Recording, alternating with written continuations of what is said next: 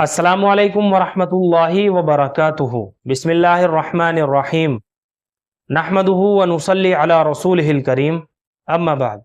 मोहतरम नाज़रीन इकराम, एक सवाल किया गया है लबीका फ़ातिमा नाम के ताल्लुक़ से, और सवाल कुछ इस तरह से, अस्सलामु अलैकुम मौलाना साहब, लबीका फ़ातिमा नाम के मीनिंग बता दीजिए और ये नाम रखना कैसा है।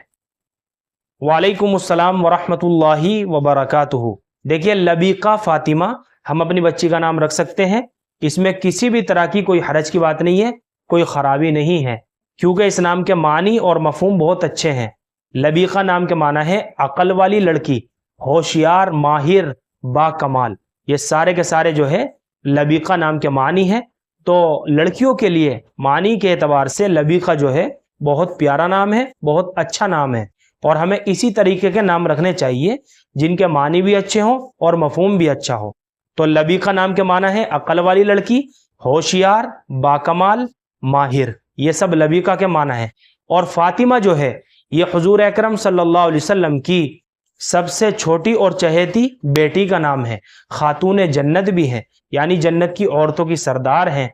हज़रत अली रज़ी अल्लाह तआला अन्हु की बीवी हैं, हज़रत हसन और हुसैन की माँ हैं। तो इतनी निस्बत काफ़ी है बच्ची का ये नाम भी रखने के लिए। फ़ातिमा नाम के माना आते हैं जिससे उसके बच्चे का दूध छुड़ा दिया गया हो। लेकिन जहाँ सहाबियात के मुबारक नाम आते हैं वहाँ माना की तरफ देखने की ज़रूरत नहीं होती है, बस नाम रखने के लिए निस्बत काफ़ी होती है, क्योंकि बहुत पाकीज़ा और बहुत मुबारक नाम होते हैं। ये वो नाम हैं जिनको अल्लाह रब्बुल इज़्ज़त ने अपने लिए चुना, इनका इंतखाब फरमाया है। तो मिलाकर भी अगर हम नाम रखना चाहें लबीका फ़ातिमा, जैसा कि आपने सवाल भी किया है, तो लबीका फ़ातिमा करके भी हम अपनी बच्ची का नाम रख सकते हैं बिला डाउट और बिला तरद्दुद। इसमें किसी भी तरह की कोई हरज की बात नहीं है, कोई ख़राबी नहीं है। मुझे उम्मीद है कि आप सभी हजरात को अच्छी तरह समझ में आ गया होगा।